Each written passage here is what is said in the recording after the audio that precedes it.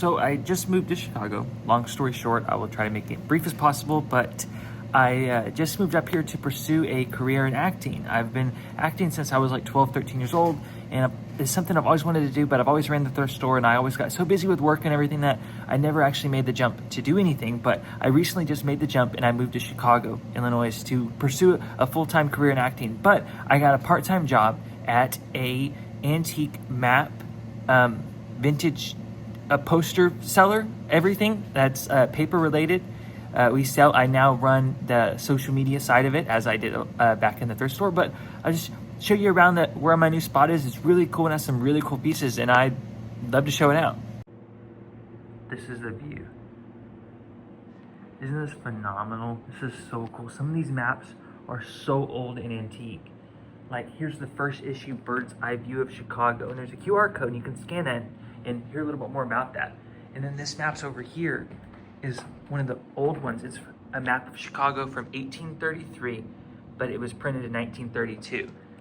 And there's so much history behind these maps. Like this one here, I think he's asking $2,500 for.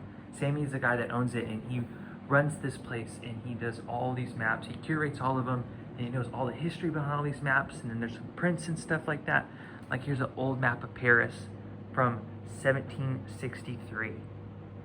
1763, isn't that phenomenal? This is some stuff that I've never really got to experience back in Oklahoma. Like, there's so many more maps throughout all these binders and stuff like that, and then there's all these old 70s posters, some old other posters and maps, and every single one of those are maps in there too on each shelf, and they're all categorized between different areas and everything like that. And then here's this too. This is something I found extremely fascinating.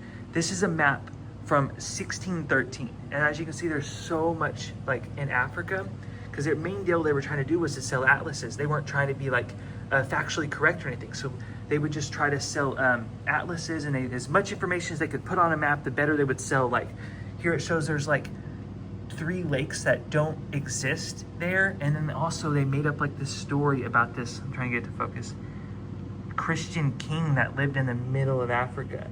And there, this is an original map from the 1600s. And as you can see, a lot of it was just like BS. A lot of stuff wasn't even like real or anything. But compare that to a map from 1817. See how blank it is? Because this is when they, turn of the history, they started trying to be more factual and show more actual information rather than just sell maps. And there's so much more in depth to that. I found that so fascinating. There's more maps in here.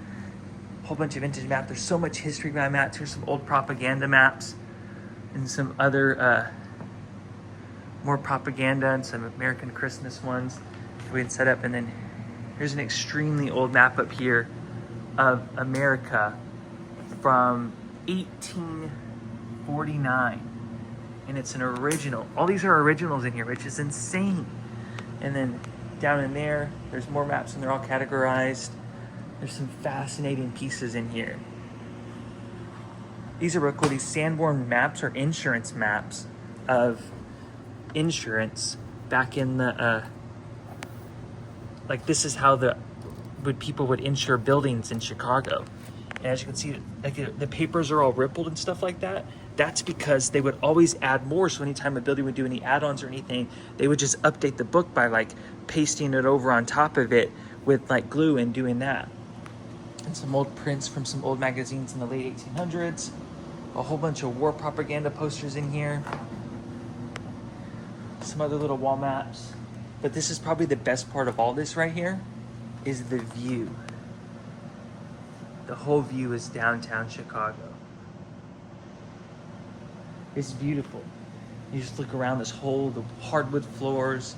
This whole building is just really cool. It's located inside the Bridgeport Art Center, and this whole building is like 5-6 stories of nothing but different artists, and they all do different art pieces and everything like that. And they have an open gallery every third Friday. Here's Gregorian chants from, look at the date, 15th century, so the 1400s. Isn't that insane?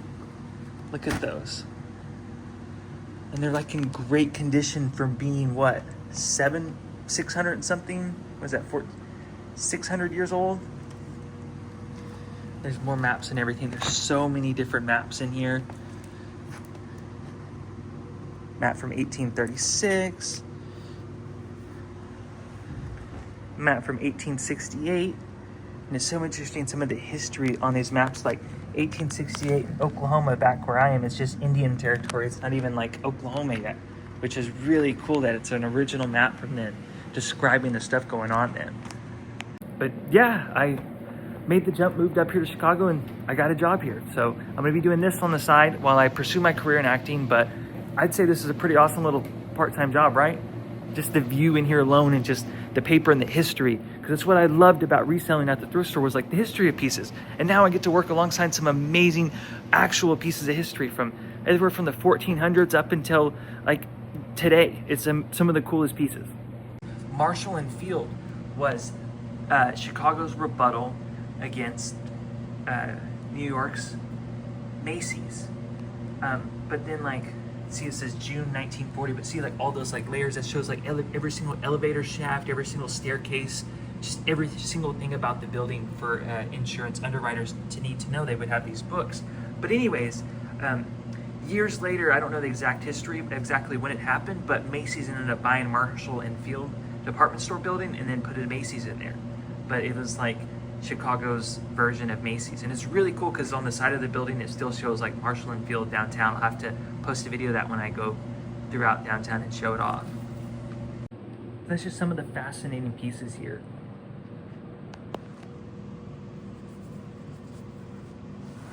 So many of these pieces have so much history, and they're all like original. I'm trying to find one that I really thought was cool. There's a Baltimore and Ohio one. Harley Davidson, first assembly plant, York. Final assembly plant, York, Pennsylvania. Look how cool this is. This is from 1987. But there's so many very cool posters and maps in here. Map of Long Island. New York. All of these here, there's some old prints in here. Old-fashioned prints from, like, look at the way these people dressed, the women dressed back then. What is this, 1977? Yeah, it's cool. There's so many pieces I think are so fascinating. Like here, this one here is a bird's eye view of Los Angeles and a rebuke to the freeway expansion project in 1940 and 1970. The artist Gene Holton loved Los Angeles but hated what the express highway system was going to do to it. So this was like his piece on it. Here he shows cars driving off into the ocean, and then he has it driving through like different historical buildings throughout there. Like here it is, a highway going through, I can't remember, but an old stadium down there, and then just the highways all throughout like different buildings and stuff like that. It was like he loved the city but he hated what was going on throughout the city. And then here's a map of the temperance movement on the conflict between man and alcohol. And here it talks about, and like all the red dots in there are the places that were selling without licenses. Total number of saloons or places where liquor stores was obtained was 10,168, of which over 9,000 license places are located on the map in red. Like it's just, there's so much stuff, and I'm learning so much here about these maps and stuff. Maps and old Emporium, I think is the right word. The Fields Universal Time Indicator. But they're all originals in here, and that makes it so fascinating. It's very quiet, so I'm gonna try to whisper this. But here's the outside of the map place. Check out all these other, like, picture maps. Big fish and game. It's really cool. Shows all the different types of fish and everything, and like where you can find them. World map of major tropical diseases. This Indian one's pretty cool too. I love this Indian one. And then here's a cowboy one.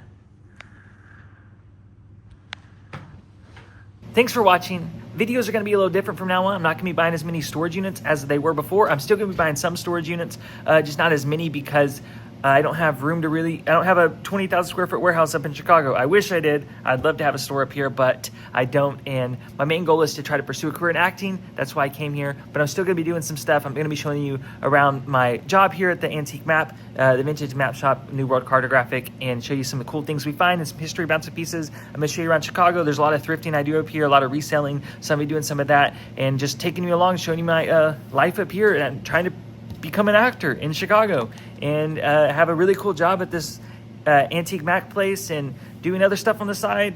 And I'm also gonna be buying some storage units. I did buy one last week, so I'm gonna be doing some of those videos of going through some storage units because they're relatively not very expensive up here, but the storing and the trucking and transportation will be a lot different here than it is back home. So it's gonna be an interesting journey to see how that goes. But yeah, thanks for following, and make sure to still follow along, and I appreciate you watching, and I will see you guys next time.